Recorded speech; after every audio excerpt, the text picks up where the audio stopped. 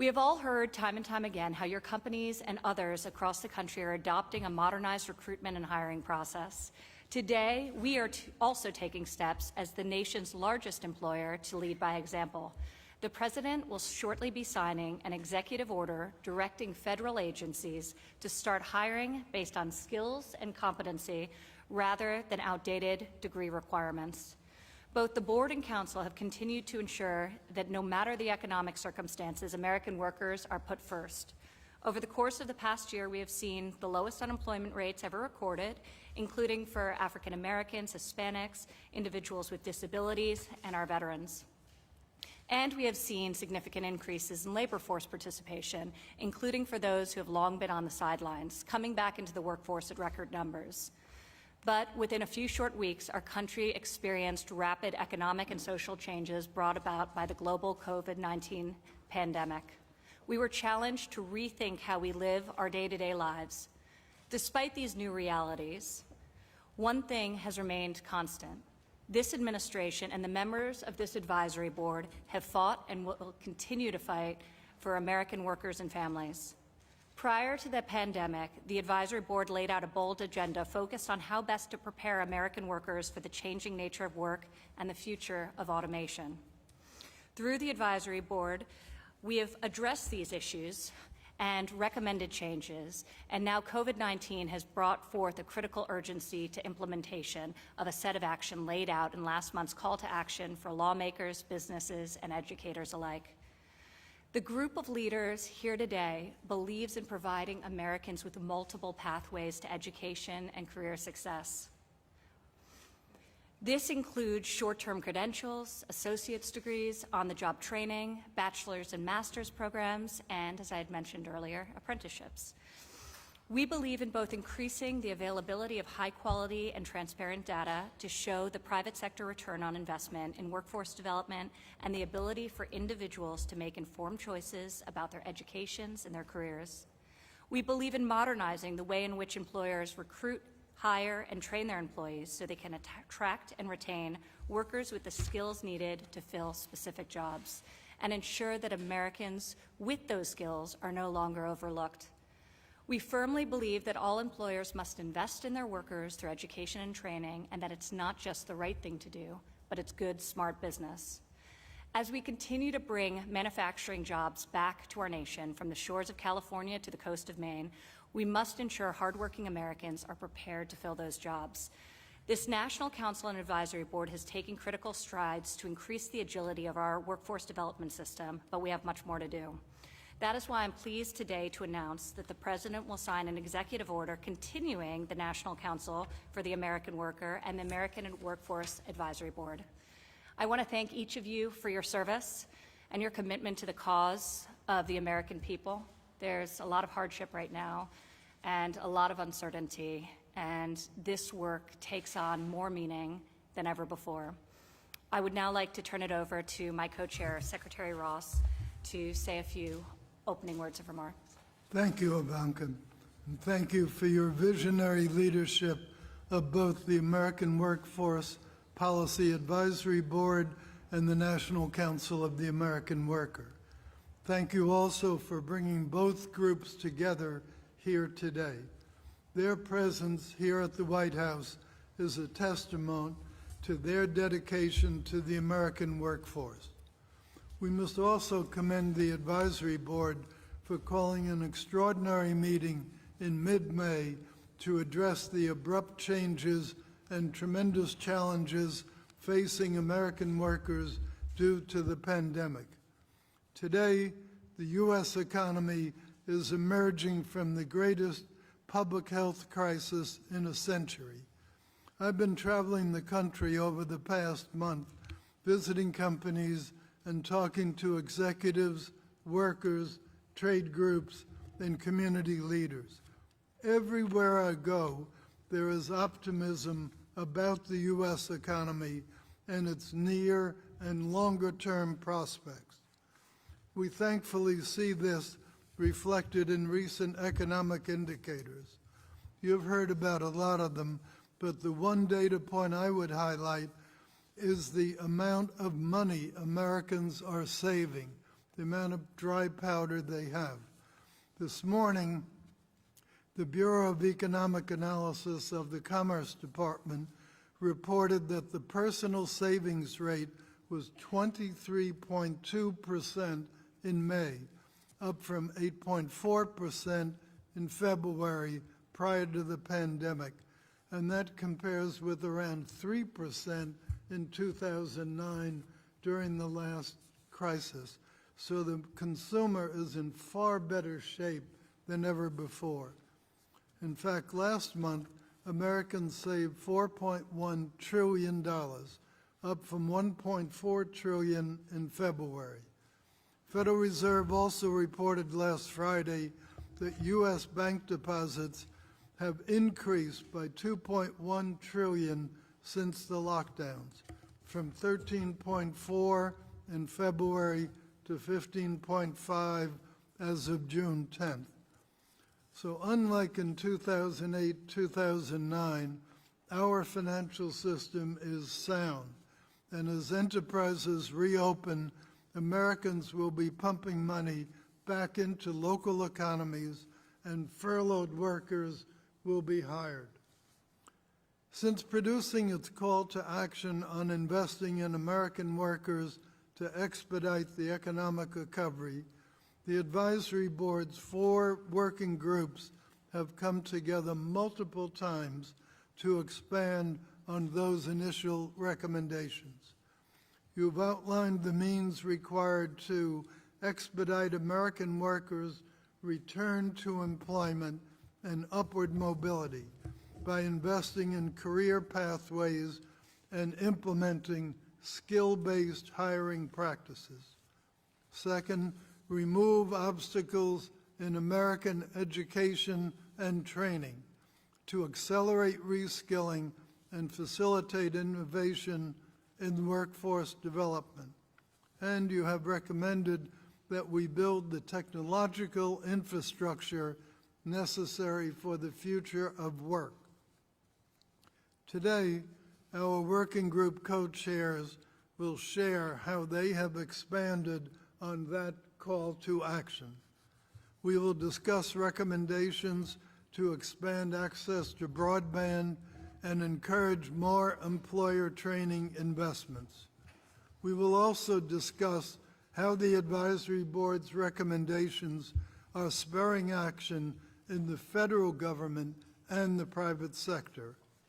Secretary Scalia, OMB Acting Director Voigt, and Bureau of Labor Statistics Commissioner Beach will share their work on implementing the advisory board's recommendations along with requirements in the President's original executive order establishing the Council.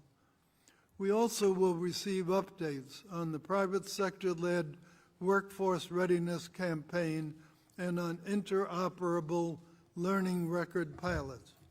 Again, your effort to be here demonstrates an abiding support of American workers. On their behalf, I thank you. Ivanka. Thank you, Secretary Ross. And following those great opening remarks, I think we'll just dive right in. So, Ginny Rometty, if you could give us an update on the Multiple Pathways campaign that you've been working so diligently on with your working group, that would be terrific. So thank you. And I think, as everyone knows, we've been updating our call to action in the campaign for all of the obvious reasons we discussed, because last time, the part that did not change was the focus on pathways and this idea that we would hire for skills first. But you might remember the campaign was first called New Rules, but that was for a different point in time. And so I'm happy to tell everyone that we're in the final days now that we've been refashioning it and really focusing it to recognize the moment on opportunity and access for everyone. So the new theme is Find Something New, and it is targeted for those who are out of work, those who have to reskill, and then as well, those who are just looking for a new pathway, which is really the original point we were on. And so I think it is more relevant than ever. It does hit, I think, the new reality, as you both Advisor Trump and as well as Secretary Ross described, the new reality for everyone. And I hope what you'll see, it's positive, inspiring, hopeful, but yet it's realistic. And that was really the point. So we now feature, not that we didn't feature real people before, these are real people with real stories, having moved to real new different jobs, and all the different pathways that Ivanka just outlined. And what we have, and I must say, Ivanka, you saw this early on, there's just low awareness for all these pathways that are out there. And this was why originally you said, stay with the campaign, right, as we talked about it. So, so the new campaign, as I said, find something new. It is going to focus on the kind of jobs where there are job openings. And let me give you an example of what I meant by it highlights real people. We've now interviewed dozens of people, real life stories. A janitor, a retail person who now is working in technology, as an example, retrained. A person who at 17 went into the Army, 2 tours of duty, now working, it happened to be technology. A fitness instructor, social distancing makes that hard, now doing welding. So we really did find, and I think appeal to all different kinds. And this was a partnership that the Ad Council, I've told you about, has contributed their time to. It's approximately 30 million of media they'll be doing. IBM and Apple led it, along then with contributions from our co-members here. So we're positioned and ready to go with print, television, digital, social, about middle of July. We did then, in this time, say it's not enough to just do a campaign, in which you can look later, it's in your books. There has to be a call to action about what to do. So my colleagues at IBM have beavered away at building this website, which we've now probably rebuilt 3 times to be of the moment. And what the website does is it links to 180 now resources and growing. It starts with describing 12 rising jobs, careers, jobs you could have. We've added things like contact tracer as an example of the moment. Then there's a section on find your pathway. And this is to the point, I think we are now at 80 different programs and paths you can take to get a certification, some kind of credential to one of these jobs. And then after it takes you down that path, it allows you to say, what are other resources that you need to help you? Maybe it's a resume, maybe it's childcare, links to, and there's another 60 resources to go there. And we then tested it with over 300 unemployed people. And to be sure, our ratings are 80–90%. And you know, you might or might not be surprised. The number one thing people appreciated is that it's all about real people and about real situations. So, Ivanka, I commend you for having led us. You've been steadfast in this and leading the administration's efforts. And so, thank you. You did have the idea about staying focused on a campaign, and I think it turned out to be more right than ever in this moment. And so we're ready to go, middle of July. All the media plus website of action and how to get ready and get your jobs. And if I could close on just 2 other quick points. One is that I wanted to make a comment on policy, if I might, because there's been 2 pieces of progress. Obviously, what Ivanka just mentioned is the Skills First executive order. I know IBM supports it, as does our committee that worked on this. And I just want to be sure, I think it's a critical step for expanding opportunity for so many Americans. The second thing that, and Secretary DeVos is here, that I wanted to commend the Department of Education on is that it was just last week the Workforce Preparation Grant Program, part of CARES Act, which is right in the bullseye of what we're talking about to implement short-term education and training for people. So thank you for doing that in right the moment. So we often talked about making policy change in this group, and we thought it would be on a longer-term horizon. These have obviously come on a nice short-term horizon for the moment. And I'll just close my opening comments with my own reflection from IBM, in that you've heard me, those of you, maybe you've heard me like too much for a long time, talk about this idea of new collar jobs, not blue, not white, give an opportunity to people without 4-year degrees. And my colleagues are going to give an update on their progress, but I just thought I would share my own skills first experience, prioritizing that over degrees. It was 15% of our hiring in the United States last year were skills first hires, which I think is it would not have happened. And of course, they're from the most socioeconomic distressed areas and people. And so that has been it's been excellent, our experience with it. Our apprenticeship program, which is a formal earn while you learn, grew twice as fast as we thought, and we're up to 500 a year. And then as you know, a public-private partnership model on education, these 6-year high schools. We now are up to 220 schools with a pipeline of almost 200,000 students. So I believe collectively together, I hope Find Something New just keeps, it's an umbrella for all of us to put these efforts underneath. And so it's a good moment to have given an update. We're ready to rock and roll, as they say. So if I can just turn over to my colleagues. Is that okay to make some? Oh, we do have some of the new advertising. It's in your book. It's up on the charts.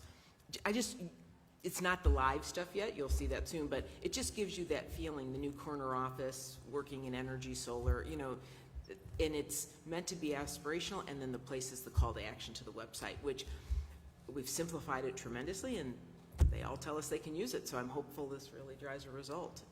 It's terrific, and you and Tim and the Apple team and your whole team have just been phenomenal in terms of driving this, the creative, the content, the testing of its efficacy. So the whole advisory council really thanks you. And I do think one of the things we kept on hearing, and I visited several of your great programs across the country, specifically the P-TECH programs, was that there's just, as you note, a lack of awareness around the options that exist and the multiple pathways to career success and to acquiring skills for jobs that are in demand post-pandemic, but there are some industries that are hiring today during this current crisis as well. So I think having the call to action to actually visit the website and explore some of those options is great, regardless of age range. And you are very sensitive in developing it, that it can be for the student, but also for the mid to late career worker. So we are quite excited for this launch. Yeah. Thank you, Ginny. Yes, and can I turn to my colleagues now, please. right? Because IBM, while I have our programs, my other colleagues have been very successful with theirs. And so if I can start with Marilyn Hewson, Chairman of Lockheed Martin, to start with her experience. Thank you, Jenny, and Secretary Ross, Ivanka, thank you very much for the opportunity to tell you a little bit about what we're doing toward the call to action that was outlined for us, and I'll just talk about a few things that we've done in the last few months in 3 areas. One is on what we're doing in the hiring and recruiting area, what we're doing to build the STEM pipeline, and then lastly, what we're doing on technical skills and skills growth. First of all, on the side of recruiting and hiring, we did kick off some new approaches that we're doing for veterans and military spouses. In April, we rolled out and launched our hiring pathways for veterans, and it's more of an accelerated pathways for veterans, particularly those that were most impacted by the high unemployment associated with the pandemic. And I can tell you that as you talk about companies that are hiring, we are hiring. Since March 19th, we've hired over 8,000 people, and we expect to hire close to 12,000 people this year. So we continue to hire. We're an essential service and business that's worked all throughout the pandemic, and we're continuing to need additional workers. So these pathways for veterans is an area that's very important. The second area that I wanted to touch on is building the STEM pipeline. We're continuing a lot of our programs and initiatives we have in that arena. This is where we're focusing on students that may not have considered a STEM career or a STEM opportunity, and we've got a lot of programs and initiatives just to create that inspiration for them so they'll pursue STEM, and through that, many of them would not have considered it at all, and it would very much change their lives. There's a lot of those who are underrepresented who gives them a new opportunity. And then the last area that I wanted to touch on is our technical and skills building. And in January, we launched, as part of our pledge to the worker, to the American worker commitment that we made, we launched a 5-year, $5 million vocational scholarship program. And it's the first of the kind in the aerospace and defense industry. And as of June 16th, we awarded 150 individual scholarships of $6,600 of scholarship money to help cover vocational training costs for individuals so that they could continue their opportunities in these critical areas. And these are for people who don't need a 4-year degree or anything like that. This is an opportunity for them to have a scholarship to go forward through that for training, to cover the training cost. We also recognize that during the pandemic, a lot of the things that we had going, we're going to move to virtual training. So we funded a lot of additional equipment to allow that we didn't lose any time on the apprenticeships and other things that we support by providing some additional funding for virtual training. So we very much appreciate the opportunity to be a part of this important body and what we're doing for the American worker. And these are just a few of the things that we're doing across that arena at Lockheed Martin. Thank you. Thank you so much, Marilyn. And next I'll turn it over to Scott from Western Governors University, who's been leading alongside Governor Holcomb the working group on data transparency. So if you wouldn't mind kicking us off, Scott, that'd be great. Thank you so much, Ivanka. It's truly a pleasure to be back with all of you. As you well know, we've been talking for a long time about the interoperable learning record, and I think it's also true that in an era where our digital connectivity is more vibrant and more needed now, it is a prerequisite to accessing higher education and also many of the job opportunities that are out there. And so this digital divide that we talked about as part of the call to action, it is highlighted because it limits the development of our workforce and it amplifies inequality. And so thank you, Ivanka, for outlining a path forward to bridge this digital divide. I also want to move to our next agenda item related to learner records. And I want to first recognize the work of this board, as well as the dedication and vision, particularly of Ivanka and Secretary Ross, as well as Chris Liddell and all of your respective staffs. The tireless and insightful work of the U.S. Chamber is also noted, and those who have spearheaded pilot projects, including Walmart and our friends at IBM, Salesforce, and Workday as well. This group is focused on a policy agenda designed to give every person in this country a pathway to opportunity, and has been visionary in its embrace of the underlying technology needed to enable that future. With this concept of an open and a transparent and a individually owned record of skills and competencies, this group has taken an idea, one that honestly has the potential to change the future of learning and work, and has studied it, collaborated on it, invested in it, and ultimately is now working to make that a reality. As you well know, great ideas also don't come out of the box proven and fully formed. And they don't also come out of the box with a name. We have thus far referred to this particular transformative idea as the ILR. Go ahead and try to say that 3 times fast.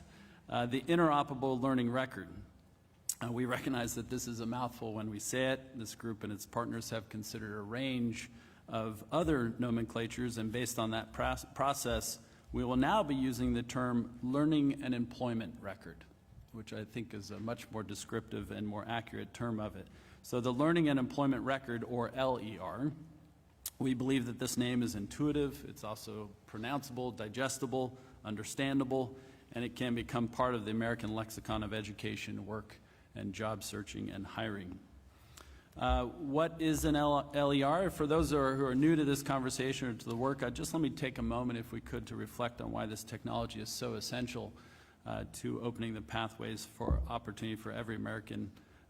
The purpose of the LER is to create transparency for every individual so that they can articulate their skills and capabilities to both current and potential employers, regardless of whether they learn those skills on the job or at an institution of higher education or in the military or at an apprenticeship.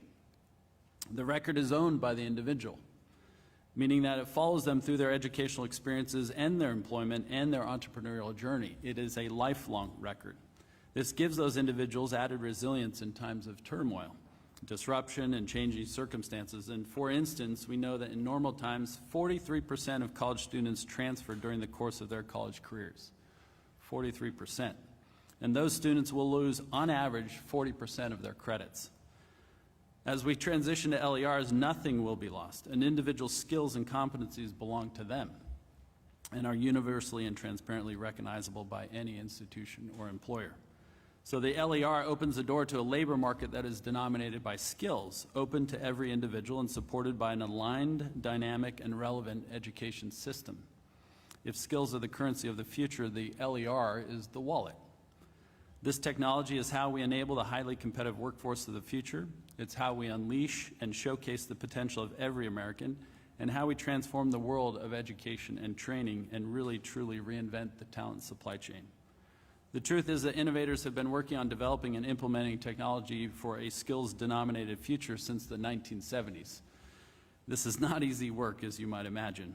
There are significant hurdles to overcome to achieve widespread adoption, and the strides that have been taken over the past year by this group are nothing but historically unprecedented. So that acceleration of innovation and collaboration have been made possible truly by Ivanka's leadership, by your commitment and dedication to this vision, and I want to take a moment to recognize that. You've truly assembled an incredible team of leaders, of employers, of education institutions, and ultimately you've pushed us toward action.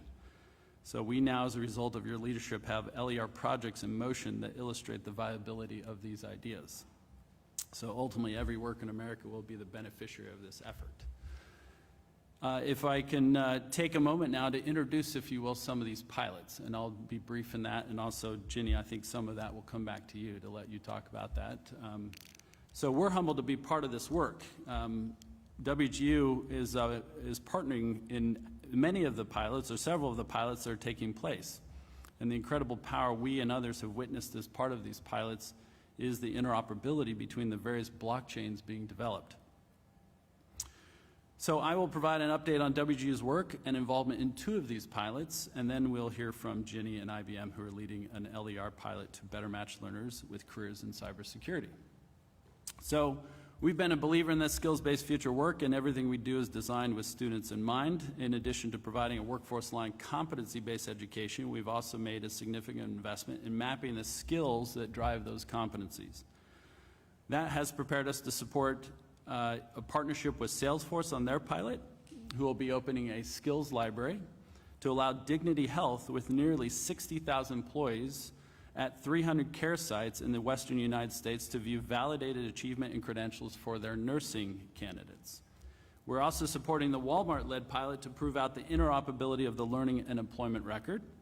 And through Workday, we are first pushing verified credential data to Walmart so that Walmart is able, for the very first time, to have transparency into the skills of its massive workforce.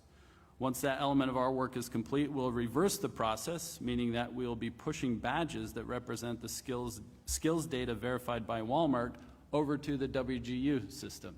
This is an example of where those skills and competencies developed in work can also translate back into educational pathways. And that pilot demonstrates the potential connectivity ultimately between academic institutions and employers. So it's truly an honor to participate in this work, and I want to extend our gratitude to Doug as well as Mark for inviting us to play a role in supporting these background projects. And last but not least, I also want to express our sincere gratitude to Ginny and the team at IBM for inviting us to collaborate with you to prove out how LERs can also support learners in mapping out a pathway to a career. So I'll turn the floor over at this time to either back to Ivanka or to Ginny, wherever you want to go. I think you did a wonderful job. So I would only add, you just coined, we knew skills is the currency of the future, but I love it that the LER is the wallet. So perfectly said, and I would only add that the pilot we're doing is based on blockchain technology. It's a perfect application of blockchain technology for cybersecurity, and it proves the portability between the employer, the individual, and the academic, multiple academic sites, obviously. And I would just say so far so good, and it's also a great one. Maybe we had an EO on skills first, maybe then it'd be a great one for the federal government to adopt this LER as being the world's largest employer, or country's largest employer, actually. And we'll see how our pilots go. I think that's a great segue Yeah. into Russ, who can share with us a little bit about the incredibly exciting EO that the President will be signing shortly.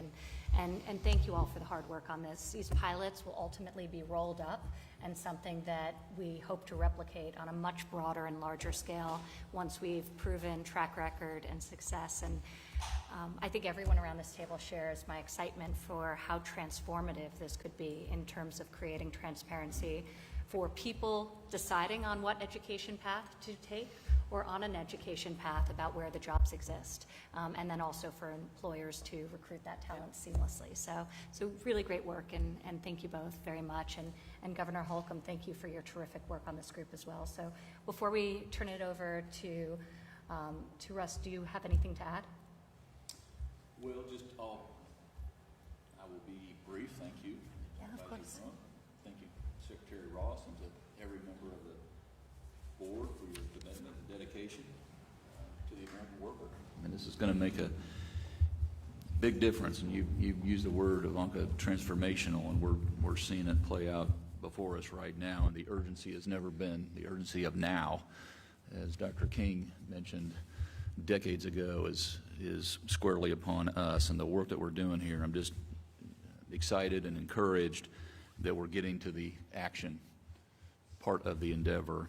And our committee we've met multiple times since the May meeting, and if you will, broadened our focus to take in a couple areas. One, making sure that we're, in terms of action, making sure that we're laying that groundwork for all the technological advancements that need to occur, and in terms of infrastructure, and then continuing our engagement and focus regarding the learning records. And I can't tell you, Scott, how pleased I am that we've changed the name.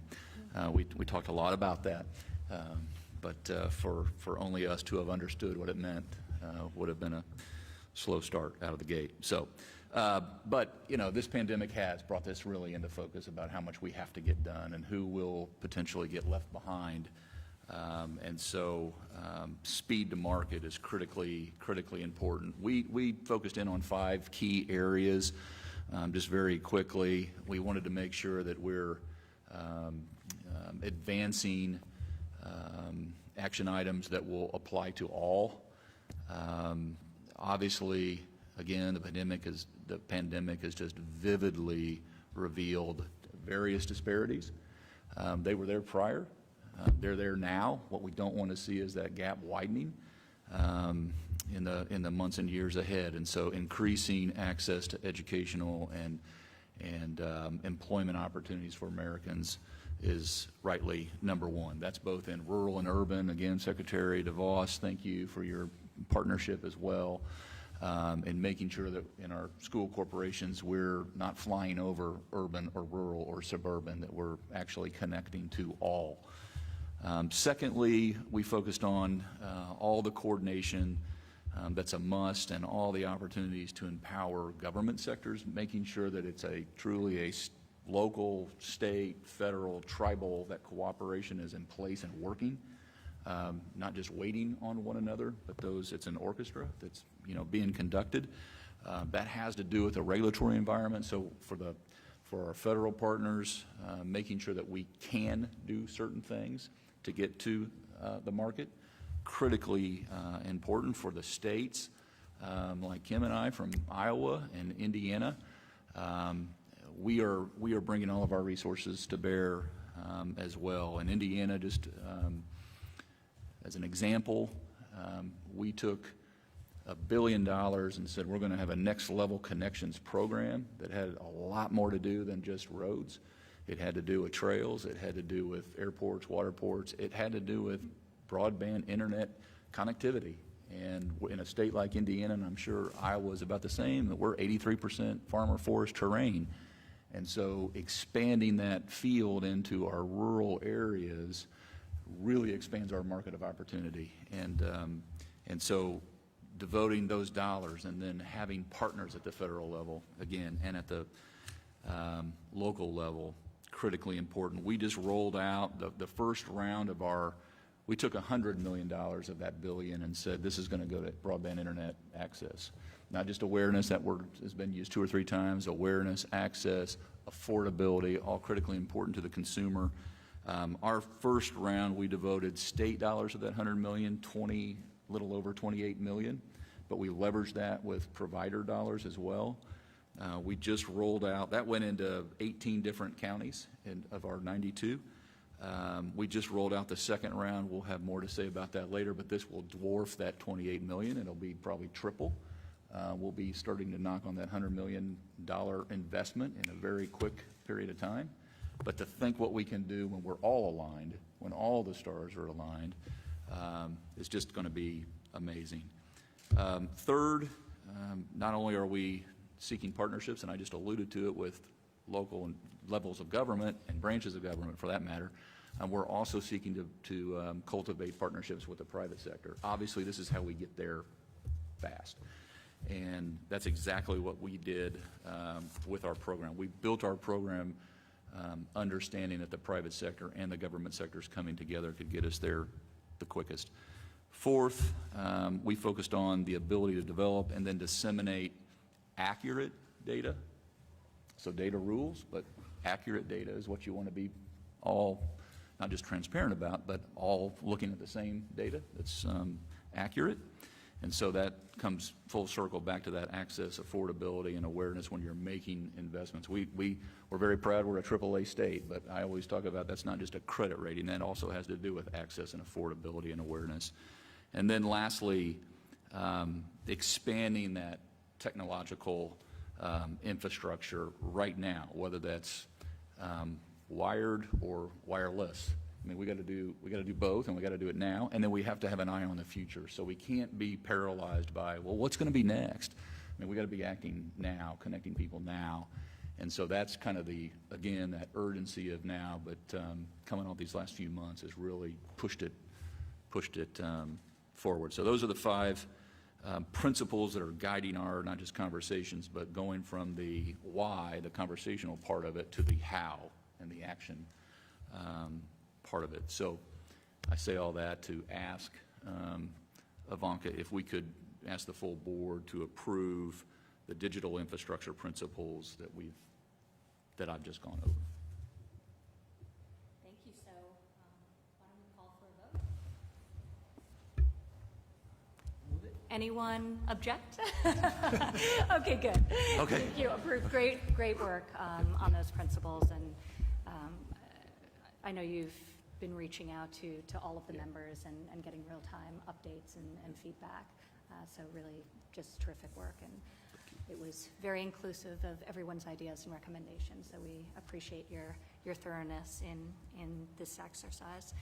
I'd like to turn it back now to Secretary Scalia for a minute to talk about apprenticeships, since it's been mentioned numerous times, and some of the new programs this administration has initiated to expand the number of apprenticeships and apprentices that exist in America today. So, Secretary, if you would like to take the floor now, that'd be terrific.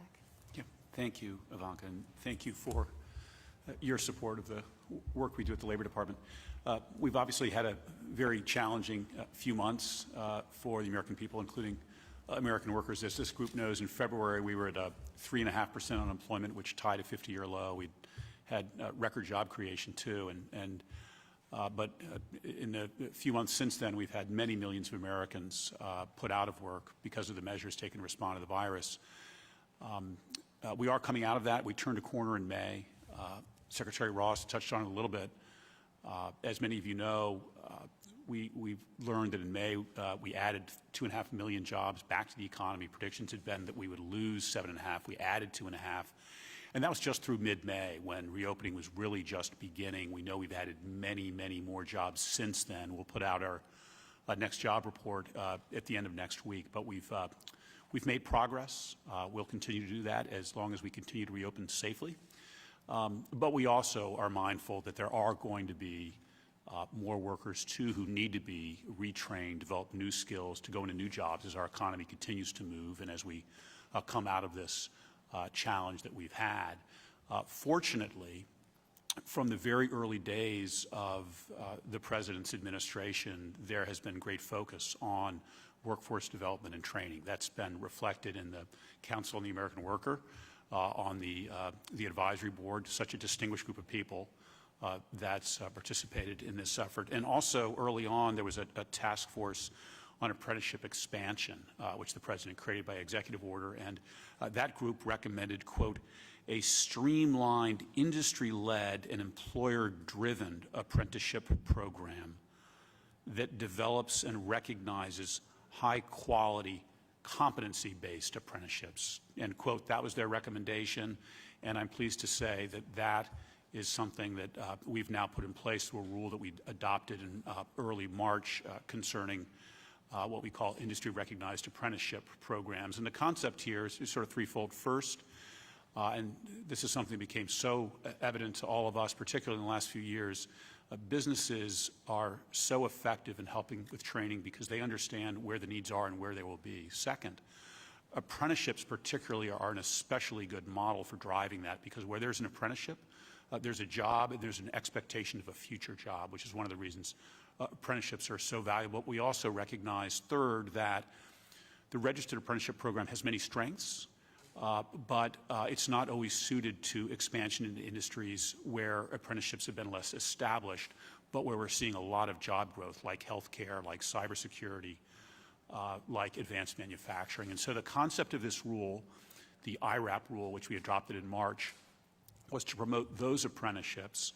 And at the center of it is what we call these standards recognition entities. They're really accrediting bodies. We recognize the SRE. The SRE, in turn, can recognize specific companies' apprenticeship programs and confer recognition on them, that this is a good, respected, recognized apprenticeship program that is training good workers for that company, but for others as well. So we've begun receiving applications to become SREs. This can be community colleges.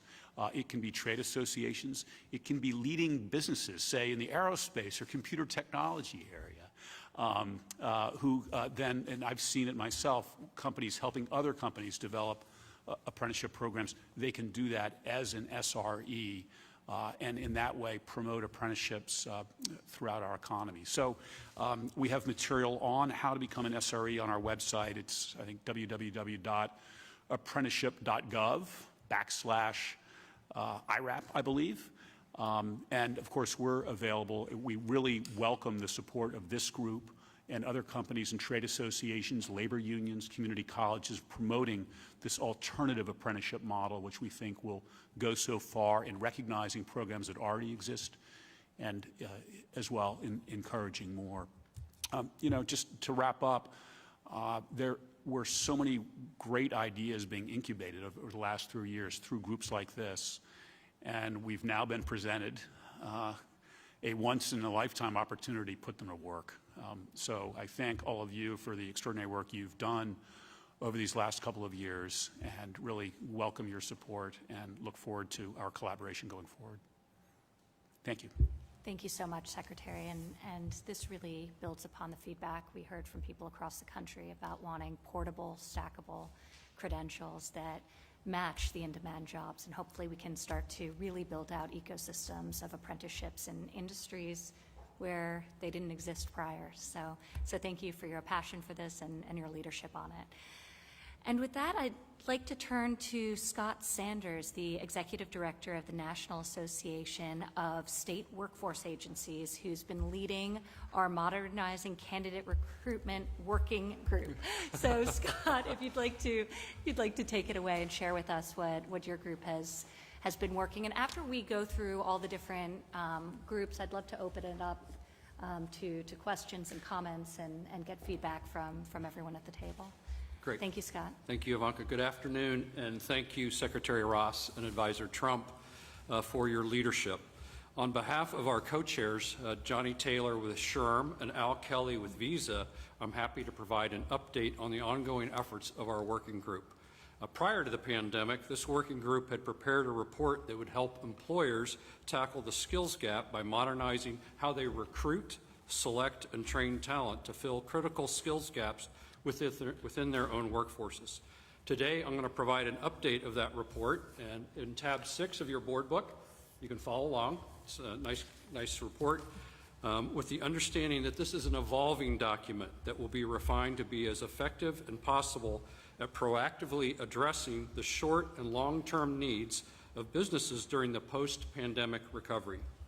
The current iteration of Leading Practices in Modernizing Candidate Recruitment, Hiring, and Training, it includes a collection of best practices featuring a series of illustrative cases from industry leaders, organizations, and HR experts who have utilized modern practices to attract, hire, and train their workforces. Some practices employers are adopting, including developing and providing customized training opportunities for employees so they can maximize the time and effort spent learning and training to gain skills that are most applicable to them. Personalized training formats such as in-house training, credentialing, degree programs, and job rotation offers employees the flexibility to learn when and how it is most suitable for them. Companies are utilizing metrics in order to evaluate the effectiveness of any organizational intervention for recruitment, hiring, and training. By leveraging data and analytics, companies can produce concrete evidence on return on investment, as well as identify areas for improvement. Companies and education providers are partnering together to communicate and share information on the desired competencies and qualifications needed for students, candidates, and employees to stay current and inform people in relevant and applied methods that best prepare Americans for future job opportunities. Each of these practices provide concrete and replicable examples of initiatives that organizations are using to maximize talent and meet their skill needs. Practices were derived from board members like Visa, who promote employment of untapped talent, the U.S. Chamber, who encourage skills identification, and J.P. Morgan Chase, who hire the formerly incarcerated. The goal of this report is to identify and promote those best practices for expanding and making employment opportunities more equitable through the recruitment and hiring process. In addition, we view this report as a resource to help expedite America's economic recovery post-pandemic by encouraging innovative practices in the recruitment, selection, and training of talent. In response to the advisory's board call to action in May, we updated the report's language to better contextualize the information in light of the current pandemic and included new case studies that reflect the business realities of operating in a COVID-19 economy. The report acknowledges that the COVID-19 pandemic will continue to have devastating impacts on the U.S. economy, businesses, and employees, but then shifts to highlight the amazing resiliency and flexibility that businesses and employees have shown in adapting their recruitment and selection, management, and training investments. To illustrate this flexibility, we asked board members to share examples with their companies and how they've adopted these in the areas of hiring, training, and recruitment. Many of those examples are in the report. Finally, the report underscores the urgent need to optimize America's talent pool by engaging all potential workers, particularly underutilized or untapped talent. We recognize that during the post-pandemic recovery, although employers may potentially have more choices with fewer open roles, the skills gap is still present and growing. The structural forces impacting our workforce cannot be solved overnight, but employers can lead the long-term recovery with real investments in these processes. We have also discussed collecting additional effective practices focused on the return to work in order to keep the information fresh, and we welcome your continued input. The second item I would like to discuss is a request that we made to the Bureau of Labor Statistics. The working group spent the first half of the year producing a set of recommendations focused on identifying people who are out of the workforce and how to link them with employment opportunities in their region of the country. In September, we invited Commissioner Beach and his staff to discuss the current capabilities and scope of data available through the department's Job Openings and Labor Turnover Survey, or JOLTS. After hearing their presentation, the group specifically recommended more granular JOLTS data, incorporating state and local data elements. This month, Commissioner Beach delivered on that recommendation early, yes, early, and it is here today to discuss that new data on job vacancies in all 50 states and in 18 metropolitan areas. I want to thank the Bureau for all their efforts on this important data analysis and encourage the advisory board to continue our advocacy to make this data available on a regular and ongoing basis. He is here to offer an overview of the data. I now yield my time to Commissioner Beach.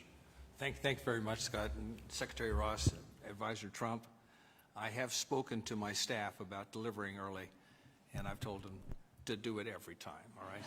Okay. So at tab 2, you will find your slides, and on page 17, you'll find some information on our wonderful MSA JOLTS data. So I'm just going to highlight a few things. You can look at the data yourself. I look at the data, and I just see real potential here. Thank you very much, Board, for asking us to do this project. We would have probably gotten to it at some point, but we wanted to do it, and we've wanted to do it all along. After all, the U.S. economy is really not a national thing, is it? It's a collection of small economies. And so looking at the metropolitan area makes perfectly good sense. And if you're going to try to put people into jobs, you're going to want to have labor demand, and our product is the only product out there that does labor demand.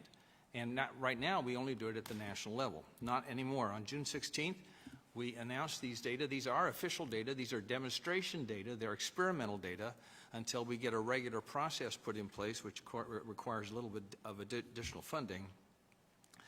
We estimated job openings, hiring, and separations. Those are all elements of what are called dynamic market analysis for 18 metropolitan statistical areas, the largest 18 in the United States. You can see that on the screen now. It is the next slide, slide 18.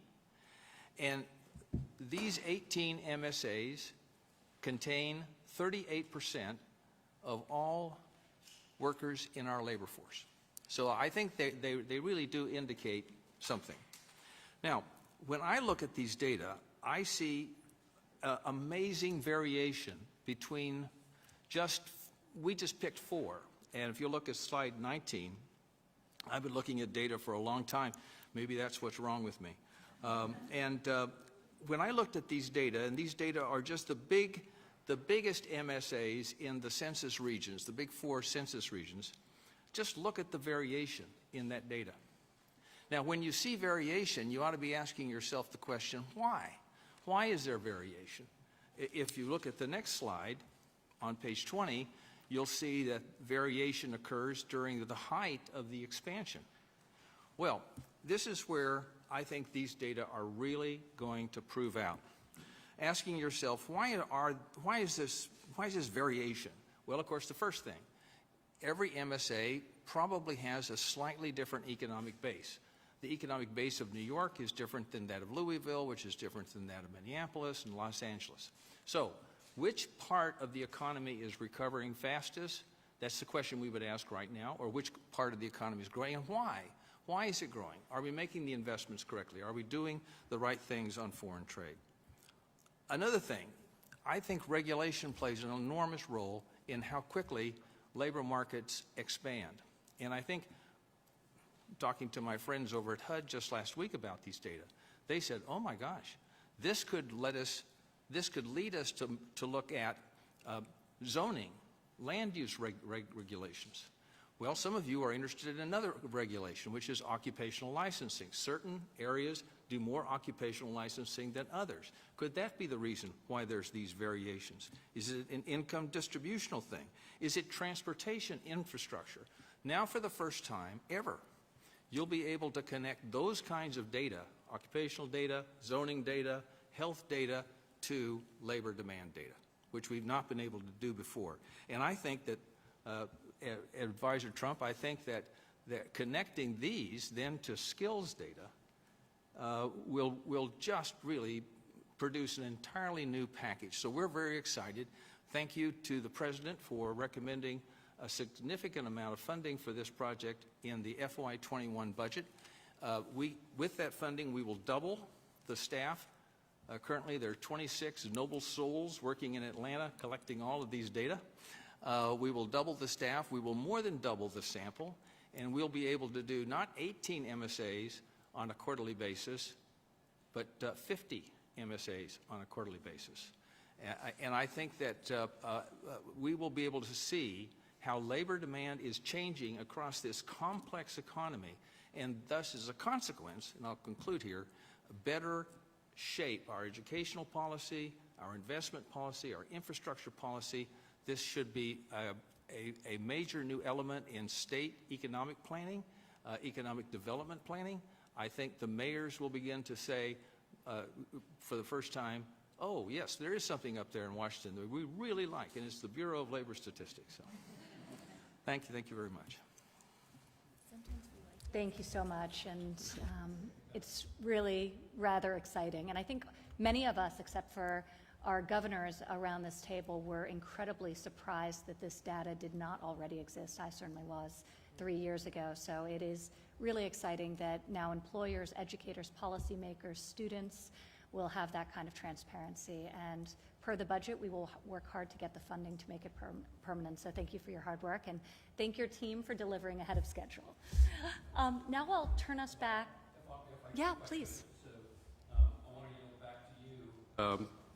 I believe you have an announcement from the administration, and I don't know if you want to touch on that now or later. So, sure.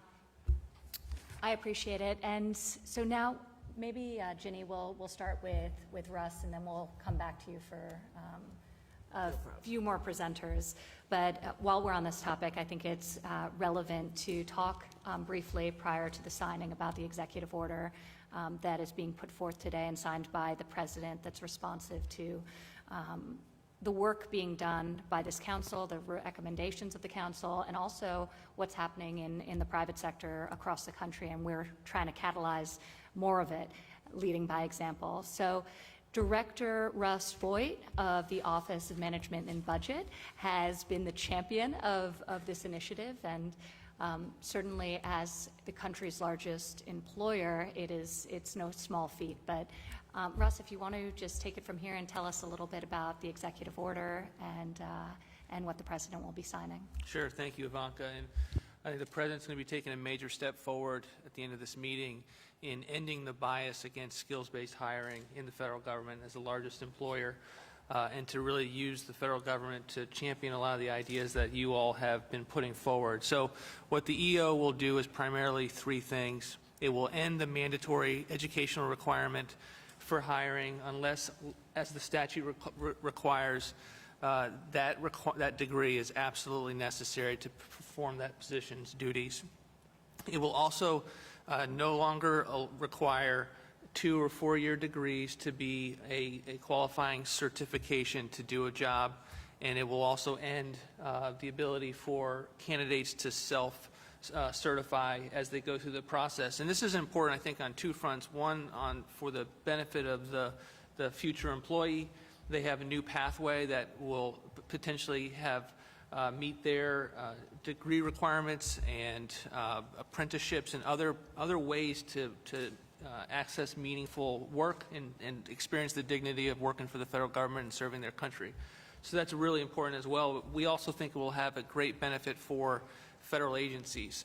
About 40% of the time, the HR departments will give a list of certified candidates for people to hire from, and the hirers will then go through and they will find that they're not actually qualified for the job. Or worse, they'll go forward and they'll hire, and that person will not be able to do the job that they've been asked to perform. And so we believe that this will actually lead to a better workforce that is more geared towards being able to accomplish the skill sets that are required, and will be able to do it quicker. We have a number of pilot programs in place right now where we're finding that it will only take 6 weeks to get through the process. So we're really excited about this EO. It's a long time coming. The president has been leading on this. Ivanka's been leading on this. There's been a number of members of Congress like Marco Rubio who have been putting forth ideas like this. And so we're really excited that the president's taking the step today to have the federal government lead in this area, and hopefully it has ripple effects throughout the country. So thank you, Ivanka, for the opportunity to speak about it. It is very exciting, and we look forward to its swift, full implementation. And now I'd like to go back to Ms. Rometty and to share with us some of the additional work that you've been doing on the multiple pathways that I moved too quickly by. So, yes, no, so apologies. No, we didn't want to miss an important component of the supply chain of creating the skills that we're speaking about here, in particular the educational institutions. And so if we could hear comments from both the work that's been done from Jay Box and as well from Sebastian Thune. And Jay, who is president of Kentucky Community and Technical System, and then Sebastian, founder, president of Udacity. So where is Sebastian? He's here somewhere. We're down. Yeah, right there. Okay, so we'll start with Jay, and so we just don't want to leave out the education system in our comments, and they've done a lot of work in our work stream. So what we've been talking about a lot around this table is the importance of public and private partnerships in an education that is just critical for us to reach out to business and industry and have them drive what we do in education. 4 years ago in Kentucky Community Technical College System partnered with the Kentucky Chamber to bring together the Business Education Roundtable to do just that, to identify the skill sets that were necessary for our future workers. And then we went back in education to revise our academic plans to meet those skill sets. Now, that has morphed during this pandemic to now what we call Restart Kentucky, where the Chamber and us are partnering together. The Chamber is bringing in from the companies all the job openings that are out there, like we're talking about the labor statistics. Companies can post what the jobs are that are open at their companies. Then we match up with that with the skill sets that are necessary to fill those jobs and have a link for the individuals to come to us to get those skill sets. And we feel like that's an important part of what we do in education is partner and align our skill sets that we teach with the demand of business and industry. Yeah, I want to thank you for being here, Ivanka, for your incredible vision, doing this in an incredibly timely way, Secretary Ross. Obviously, the pandemic crisis has accelerated an already existing trend towards digitization and restructuring of society. We have addressed this through non-traditional training opportunities where we team with companies like Google and Facebook and IBM and Microsoft and many others to provide technical training to individuals that would like to step into the digital world and get a type of the jobs that we talked about before, the next corner office or the next desk office, as we saw. In doing so, because we're going to talk later, I think Mike talks about later about potential new ways of providing students with support. We draw most of the support not from government but from industry, from partner companies. We just launched a major initiative with Microsoft. We really go and offer individuals the chance on the table through some skill-based training. And that's been taking off. From a corporate perspective, the last 3 months have been sad to say and happy to say great business for us because there is an incredible number of people now that see the opportunity to move their own careers forward. I really want to commend Ivanka for the vision behind this. I believe at some point in the future, it ought to be the case that the American workforce engages in lifelong education, and that's not the case today, at least not the way we want it to be. It ought to be the case that people own their credentials and take them with them. It ought to be the case that this education be diverse and job relevant and skills relevant, not just traditional degrees. And I think this body of people here has pushed this harder than ever before. I hope that the coronavirus situation, as sad as it is, provides an accelerant for these developments, because if we do a job really well, we might leapfrog and make this country much stronger. Thank you. Thank you so much, Sebastian, and it was really a pleasure for us to be able to hear from some of your students and yours, Scott, as well, recently as we did a Zoom call as a board and really heard their experience of digital online learning firsthand. So thank you for that. The last working group we have will be presented by Mike Piawar of the Milken Institute, and we sought to measure and encourage employer-led training investments. This is really critically important because the employers are closest to the jobs. They know the skills that they are seeking to recruit, and they really need to take a lead on this front. But there was no commonality towards measuring the effectiveness of these programs, common language, common even systems and set of metrics. So we sought to change that, and yes. Mike, you have a great update for us, so please, the floor is yours. Great, thank you, Ivanka, and Secretary Ross, and welcome to the council members. I want to begin by acknowledging Barbara Humpton, my co-chair, who's unable to attend today. She's been a key part of the work that we're presenting today. And Ivanka, as you mentioned, it's more critical time than ever.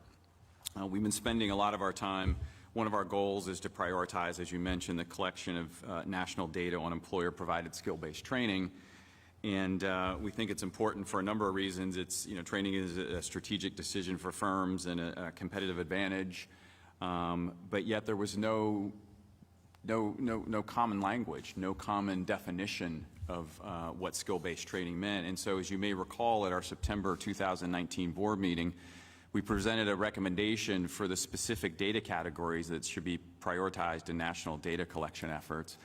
And at that meeting, we said that if the full board adopted our working group's recommendation for what data should be collected, which we did, we were glad to say, that we'd continue to explore how that data should be collected.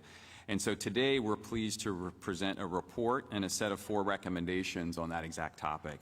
Before I turn it over to Marianne Wanamaker to summarize the report that she led and present our recommendations, I want to give a few shout-outs to some folks for their incredible work on this effort. First of all, to Johnny Taylor and his team at the Society for Human Resource Management, my co-chair Barbara Humpton and her team at Siemens, and last but certainly not least, Marianne Wanamaker, who I mentioned led this effort as well as her colleagues at the University of Tennessee. So with that, Marianne, I'll turn it over to you to talk about the report and the recommendations. Thank you, Mike, and Secretary Ross and Advisor Trump. So this has really been a great partnership, and we're delighted to release the white paper today following months of discussion. The truth is we were ready to release it in March, so it's really been burning a hole in my pocket for 3 months. And the underlying issue we've been grappling with is that, as Mike mentioned, despite a real growing acknowledgement that skills-based training at all ages, as Sebastian mentioned, is going to be a critical component of meeting workforce needs in the future, the federal government's infrastructure for measuring these investments is really inadequate. When I was at CEA a few years ago, I was surprised to find that some of our current estimates of employer-provided training in this country are extrapolated from surveys that were taken in the 1990s. That's how bad the data are. So from a public policy perspective, this is going to be increasingly costly. You can't make good public policy if you don't understand or know what training is being accomplished outside of traditional degree and certificate programs. And I think coronavirus, the COVID-19, has really shown us just how valuable high-quality data are for federal policymaking. So as Mike mentioned at the last meeting, which was in December, we did go ahead and approve some definitions on what skill-based training was, and we set forward these essential data elements and approved these data elements as things we wanted to collect in the effort. And so today, we're setting forward some additional guidelines for this collection effort. So in your slide on page 23 of your packet, we are expanding on kind of the vision that we had before. So before we were telling you these are the essential data items, and then in the white paper we're going to expand on that vision and also say, in addition to the kind of key things we want to measure, here are the principles by which we want to measure them. And so first we want to emphasize that these data are going to be far more informative if we're collecting them alongside information on firm investments in technology, and in particular, potentially labor-saving technology. So whatever the future of work might be, I think we can all agree that a key public policy question is how workers, technology, and skill-based training are interacting together in the labor market. So key principle 1 is that the key data elements need to be captured in a way that they can be matched to measures of firm technology investments, for example, robotics and artificial intelligence. That requirement or recommendation narrows substantially the current federal survey vehicles that could be expanded to meet our needs. We also are recommending that these data be measured every 2 years so that we're working from frequent up-to-date information on employer and employee behavior. The data should be captured in a nationally representative sample, maybe that goes without saying. And then finally, these data need to be disseminated in the most usable way possible. So we're recommending that the survey be large enough so that tabulations by industry, worker education, geography, firm size, et cetera, can be performed without loss of privacy. And then that leads us to the last slide here, the actual recommendations for what we're asking the statistical agencies to do. And to be clear, they have supported us and been involved in this conversation from the very beginning. We're not we're not suggesting anything that can't be accomplished or that they don't agree with. So here are the recommendations. So first, we're proposing 2 quick adaptations to existing surveys to capture some of these key data elements, even though these strategies won't give us the full picture of employer-provided training that we need, but they will give us some preliminary data to work with. So our first short-run recommendation is for the Census Bureau to expand one of 2 current surveys to ask employers about their training efforts. This is going to give us just a quick measure of prevalence and a measure of the dollar investments that are going into those efforts. The second short-run recommendation gives us a quick measure on the employee side. So the Bureau of Labor Statistics runs the National Compensation Survey. That's our main tool for understanding what share of employees have access to health insurance, sick leave, paid family leave, et cetera. And so we're asking that employer-provided training be one of the benefits that's measured in that survey. Those numbers are already frequently used to guide policymaking. Although these short-run strategies will push us well ahead of where we are today, they're still very imperfect ways of informing workforce policy because we cannot connect employees to employers in any of those strategies, and we're limited in the sorts of questions we can ask in both of the surveys. So in the long run, we're recommending that the statistical agencies implement a new training module, and so that's long-run recommendation number 1. The module would be a paired employee-employer survey. On the employer side, the survey would take a current survey from Census that's already asking the key questions around technology investments in robotics and AI, and then add a second module that asks about these skill-based training investments. Then the survey instrument would also survey employees at that employer, measuring all of the demographic characteristics that we think are so critical to understanding incidents of training across the population. And then finally, long-run recommendation 2, and this is the one I'm really excited about because I really think it breaks new ground. We are laying out a vision for how the data produced by this survey will fit into the overall federal data infrastructure. And so the magic in that is that the strategy we're laying out will allow the federal system to follow trained workers throughout their careers, no matter where they ultimately are employed. So we survey you once and we capture you, and then no matter who your ultimate employer is, we'll be able to see how these training investments are paying off. So I am happy to take any questions, but before I do, let me also say that we are looking for partners in this mission. So the Census Bureau has successfully implemented a partnership model in the past where the Bureau partners with nonprofits and outside academics to both design the survey and then to amplify the results. And we think the survey that we're proposing is going to be more effective under such a partnership. So we've had some initial conversations, really exciting conversations with nonprofits who are interested in influencing the work we're doing and amplifying it once it's done, but we're anxious to pick up more. So I encourage any interested parties to reach out to me or to one of the statistical agencies, Bureau of Labor Statistics or the Census Bureau. Thank you. I'll hand it back to you, Mike. Thanks, Marianne. Are there any questions for Marianne or comments before we do this? Commissioner Beach, if we approve this recommendation, we look forward to your early delivery on the recommendations on this. We'll have it next week. Yeah, good. We used to collect these data back a long time ago, and they were, it's always a matter of keeping certain surveys going and not others, which I think is an object lesson for anyone who's doing planning, is to make sure that your long-run vision is much, much more robust than your short-term vision. It was too bad that we had to cancel that series for funding reasons. Good. And the full report is in tab 8 in your book if you want to see it.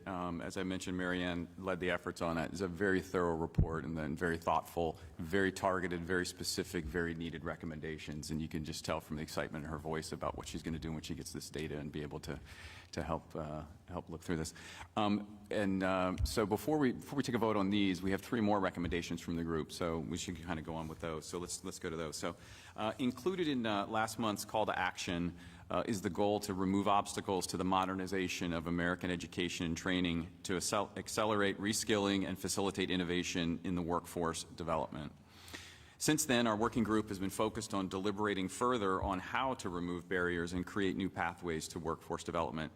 As a group, we've reached an immediate consensus in 3 areas, and we continue to discuss in some other areas to guide public and private sector efforts in creating successful lifelong learning opportunities, and we're pleased to present 3 of them today. The first recommendation is to modernize the federal student financial aid system. As a group, we are recommending that the federal government allow federal Title IV and other student financial aid for high-quality, short-term, market-aligned credential programs that stack into lifelong opportunities. So, for example, things that Sebastian and his great company are doing for workers.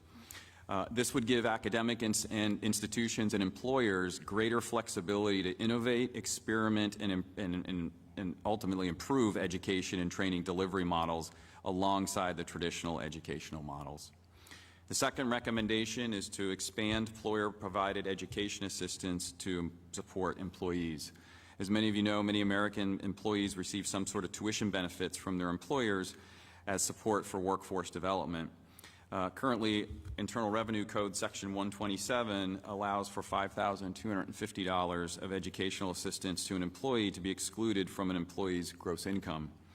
As a group, we're recommending that both the size of the cap and the scope of the benefits should be adjusted to ensure that all Americans can benefit from employers' tax advantage tuition investments. And specifically, we came to consensus in 3 areas. First, we believe Congress should consider increasing the increases to the cap, which has not been increased in over 40 years, in line with necessary education and training expenditures. We also believe that expanding Section 127 to include student loan repayment and modern educational purchases such as laptops and other devices as types of employee benefits should also be considered. And finally, the scope of the benefit should be modernized to give greater flexibility to employees pursuing lifelong learning opportunities outside the traditional educational model. And our third and final recommendation is to encourage the repatriation of strategic supply chains specifically in underserved communities. The COVID-19 pandemic has revealed that the United States needs to rethink supply chains such as, for example, medical supplies, to make them more resilient to future shocks.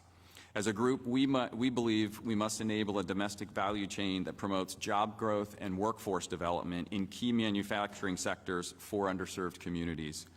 Repatriating strategic supply chains in geographic areas where the prospects for optimizing employment for untapped labor pools is high is a huge win-win for the American public. Now, building on the great work of the Modernizing Candidate Recruitment and Training Practices Group, which previously showed us that we should focus our efforts on opportunity zones, which you may recall is a federal tax incentive program in the Tax Cut and Jobs Act of 2017 designed to spur economic development in distressed communities across the countries, is a way to quickly identify geographic areas where the prospects for optimizing employment for untapped labor pools is high. And just a quick aside, I should also mention that one of the recommendations from their working group that we adopted at one of our previous board meetings is to create an Opportunity Zone Workforce Development Playbook. I'm pleased to announce that 2 days ago, my colleagues at the Milken Institute released a report, a 45-page guide or playbook for state and local government officials to learn more about best practices for engaging Opportunity Zone capital and engaging in innovative public-private partnerships as part of their integrated strategies for creating jobs and other community-led efforts.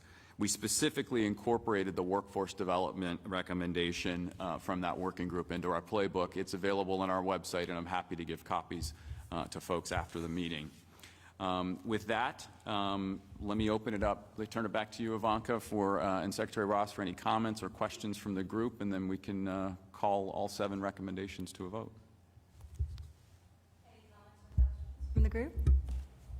I just had one question on the third part there as it relates to the supply chain. You mentioned like health supplies. Is it in particular circumstance, or is there more details on what a strategic supply chain is? No, we did not have consensus over particular areas. The idea, the genesis from this was coming from the fact was the COVID-19 pandemic and thinking about supply chain PPEs, medical supplies, and those types of things.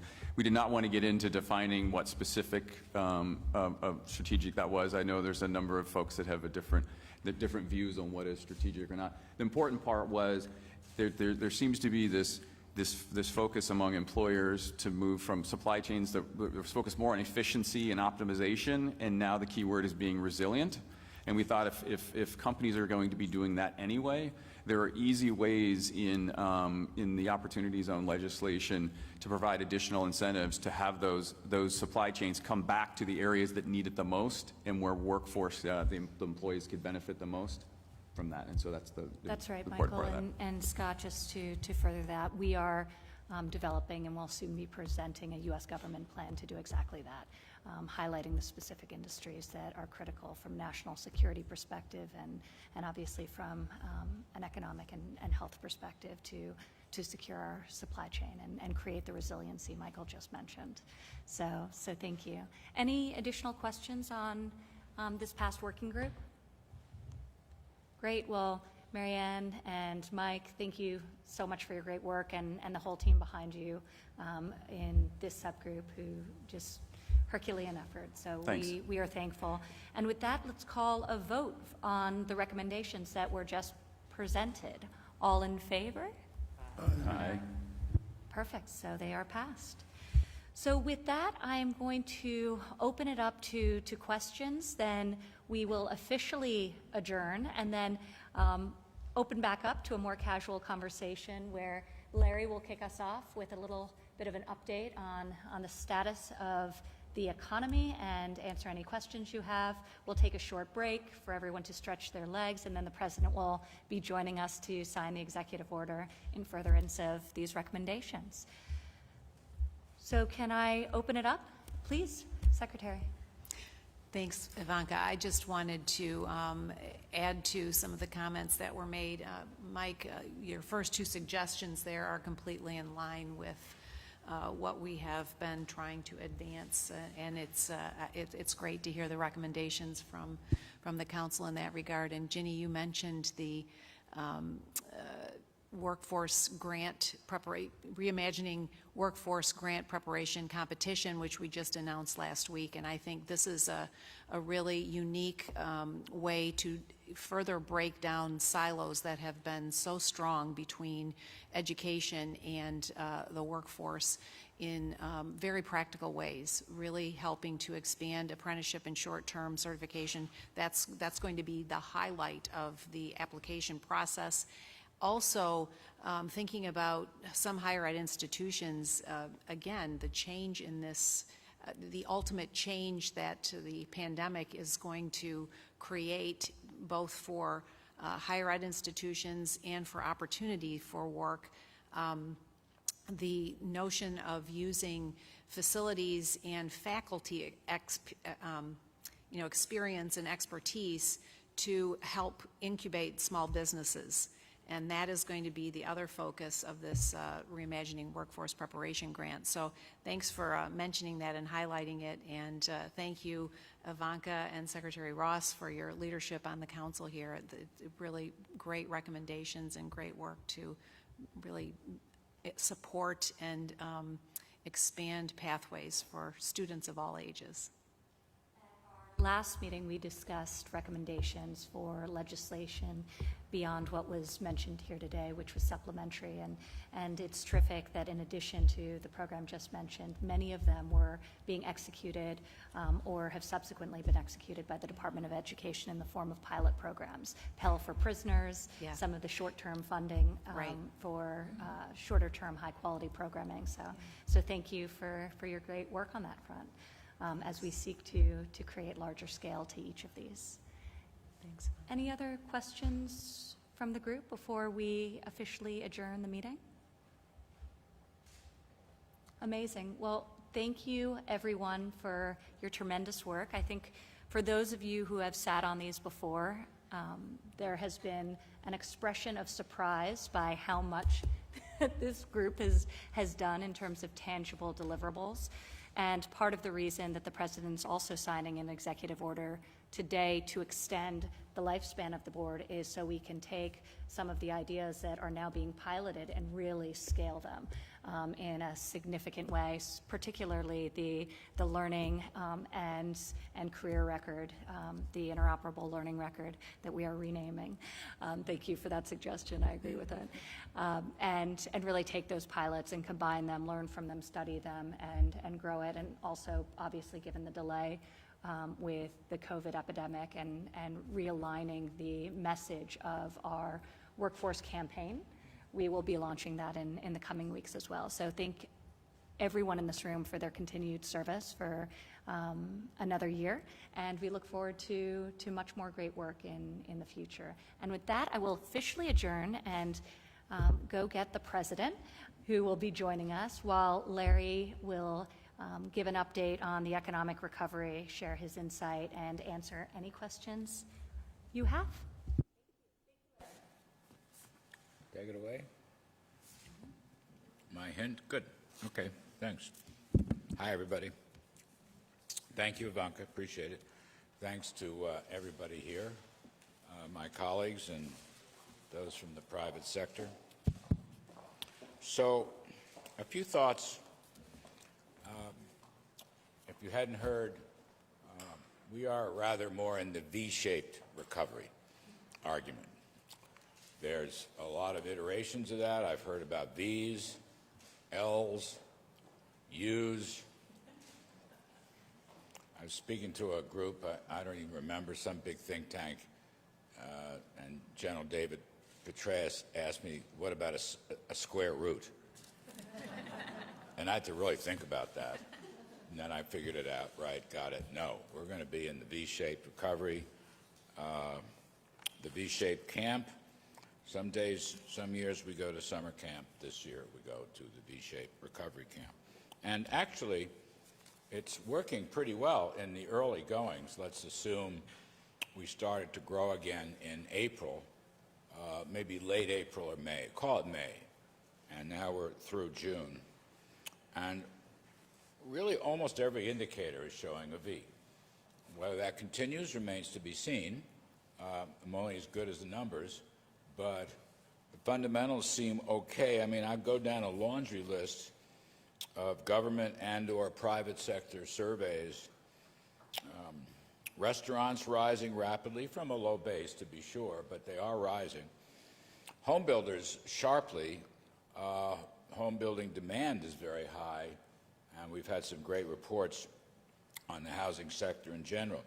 On the other hand, trucking surveys are rising rapidly. Durable goods had a gangbuster report, I think it was yesterday or the day before. A new hot indicator is the Apple Mobility Index, which gives you a read on traveling, particularly auto traveling. And that index has gone up so much it's almost to pre-pandemic levels. And as the economy opens or reopens up, people are cooped up now, they're getting around. Gasoline demand is high. We've actually had an increase in energy prices. Not too hot, not too cold, so they're probably in a good zone. Maybe another buck or two, you can make some money in the energy business again. Initial claims, very important weekly claims for new applications and continuing claims for the unemployment insurance payouts. The initial claims, the applications are up 12 straight weeks. I saw some financial places saying, well, they should have gone down more, but I don't know. They're down substantially.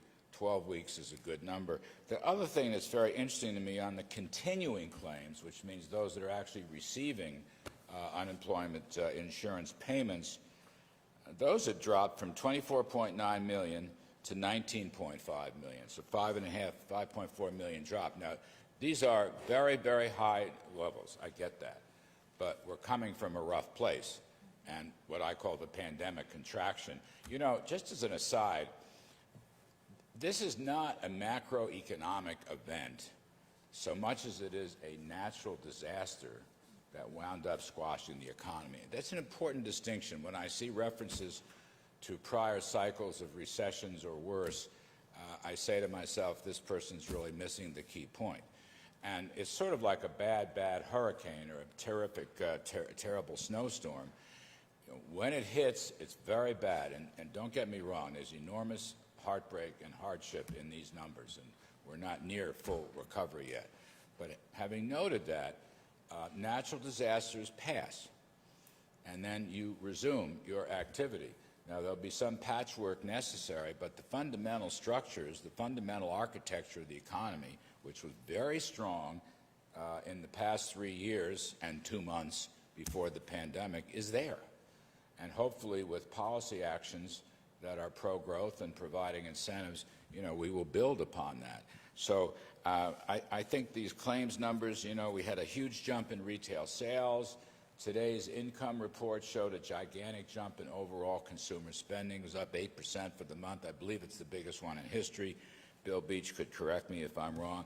18% rise in retail sales, I thought was the biggest one in history, or very near to it. 3 million jobs increase in May. So it's a good story so far. You know, this may be a triumph of hope over expectations. I get that, but you know, deep prayer and meditation plays a large role in my econometric modeling. And I am the quintessential optimist. It's in my DNA. I'm a terrible bear, and I'm a much better bull. But what I see from the numbers, and we got all these big shots here who have gigantic departments cranking out numbers, my friend Scalia, my friend Wilbur, and others, and Mr. Beach, who runs the BLS. You know, that's what they're showing. If it changes, we'll change. But so far, so good, and it's very, very important to us. I will reference the CBO, the Congressional Budget Office, not always friendly to free market supply side administrations, but they're showing similar numbers, basically a 20% growth rate in the second half of the year. One of Wall Street's leading economists, Ed Hyman, who has millions of followers, he's looking at 20% in Q3, 20% in Q4. I'll buy into those numbers. That's what our own models show from the Council of Economic Advisors and the NEC. So if I get 2020, the second quarter is going to be terrible contraction, the pandemic contraction, absolutely. Pick a number, any number of decline, and you'll be close. But coming back from that low level, 20%, 20%, and if we got 5% in Q1 2021, that arithmetic works out, we will have gotten back to the level of GDP at the peak in 2019. So it won't take 5 or 6 or 7 years. It could be done, frankly, in the next year. All right? That's what the arithmetic shows. Now, we are looking carefully. The news on COVID-19 in the last 4, 5, 6 days is not good. I understand that. I'll just add some color to that. Gene and I were at the virus task force meeting this morning, and there are about, I don't know, 8, 10, maybe a dozen hotspots in big places. And, those are the facts, and we can't sugarcoat that.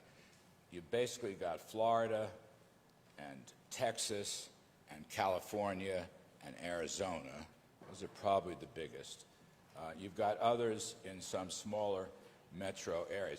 On the other hand, the New York, New Jersey metropolitan area has recovered beautifully. Some thought that would never happen. Michigan, these numbers, in terms of cases and fatalities, for those states are big negatives. Michigan is the same way. Minnesota is the same way. So, there's good news here and there's bad news here. Deborah Birx, who teaches me what little I know about the subject, says it's not a second wave so much as it is a continuation of the first wave, but which the virus moves. And it's kind of moving south and west. And that's what we're seeing.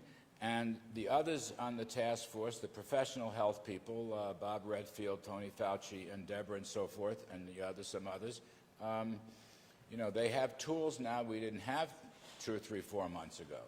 Massive testing. I mean, we're doing about 500,000 tests per day, right?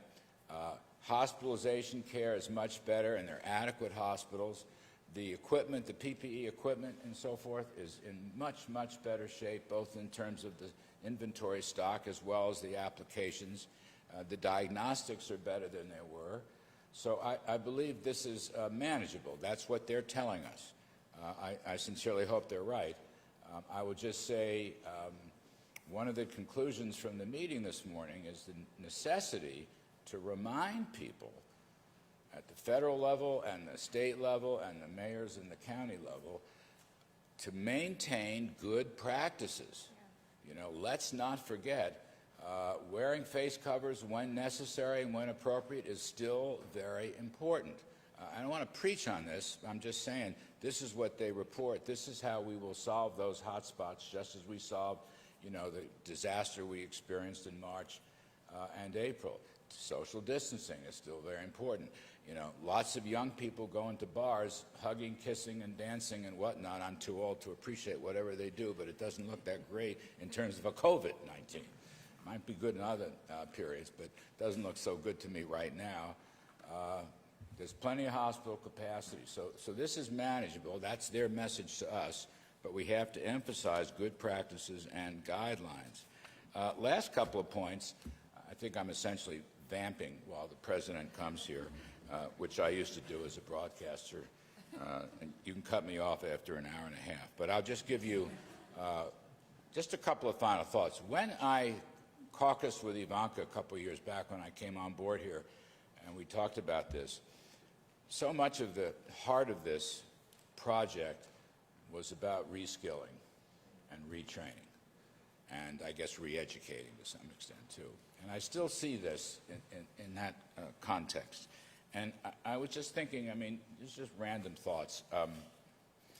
You know, the need for reskilling is enormous in the modern age. And, you know, just think about everything is driven now. Literally, everything is driven by computing skills. Teleworking is going to be very important. 5G is coming.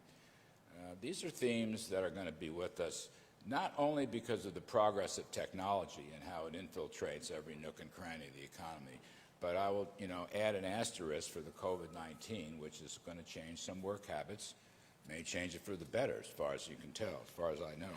You know, stuff like, I was just random lists.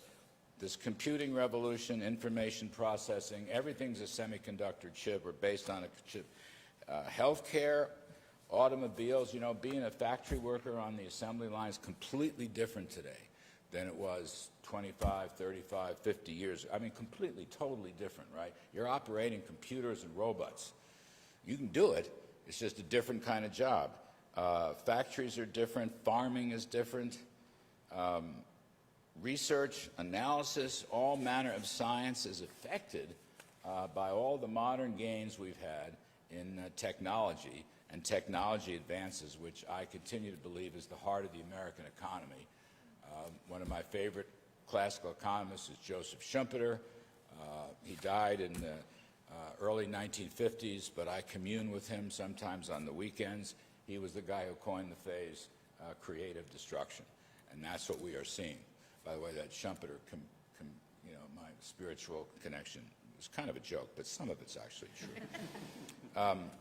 You know, simple stuff, like stuff that I might not have known very well 10, 15 years ago, you know, using Microsoft Word, yeah? Right? All kinds of spreadsheet works. You know, now, these are skills you can learn. Even old guys like me can learn them. Everybody's got to learn them. And when they learn them, they can do very well. And I want to emphasize one other thing here. Really, the heart of Ivanka's vision for this project was to use the private sector, not the government, to go through this training, re-education, and reskilling.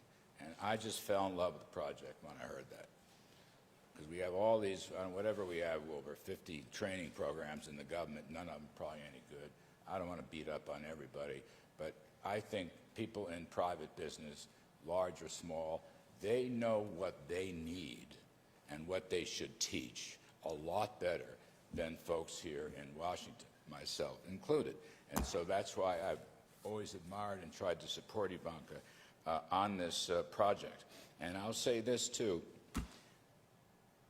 Folks who learn these new skills, right, and change, are a lot more confident about the future. It just gives them self-knowledge and self-awareness and self-esteem.